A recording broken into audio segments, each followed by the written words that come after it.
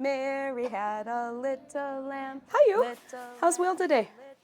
A Monday morning in Miss Hill's kindergarten class. Don't forget your folder, and that goes in your mailbox. Did everyone have a nice weekend? Did you? Okay. Show me your kindergarten smiles. It's as colorful and warm as you can imagine in her room at Lester Park Elementary. It's so good to see you.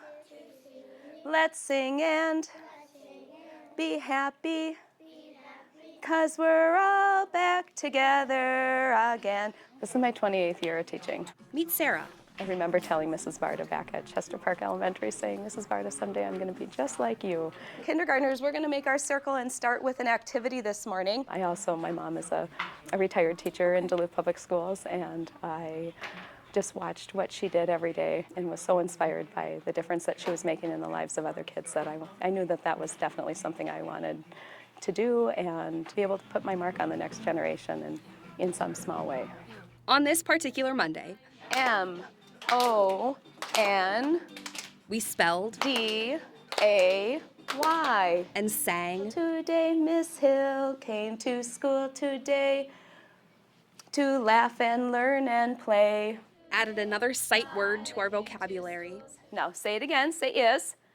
Now spell it. I-S. Clap it. I-S. Pat it. I-S. And whisper it. I-S. And what word did you just spell? Is. Very good. And of course, our ABCs. Good job using the alphabet strip. What comes after H? Look up there. Very good. I have I. Who has J? But for Miss Hill, teaching kindergarten is more than just the job. Obviously, it's the kids. Relationships is the number one, most important thing that I do every year. You guys are experts at this. You're really learning. Good for you guys. When the students come to me in September, they don't know me and I don't know them, and yet we immediately create a bond that we are family. And I always say that once my students are my students, I call them my kids, they're always my kids. I've met more than one of her former students who have come back to the building to visit her, and she'll come introduce, and they're big. They're almost grown-ups now. Do you remember? Her students can feel her compassion long after they leave the classroom. To me, it's just fun to be able to be invited to their sporting events and their community events that they're in. And that integration into her students' lives is what makes her an outstanding teacher of the Northland. We love Miss Hill! One mom shared in her nomination about how Miss Hill drove 4 hours to visit a student in the hospital, helping to fundraise for health-related issues. I had to just go down and check on her and make sure she was okay, just for me too. Another parent put it simply, she makes every kid feel like they matter.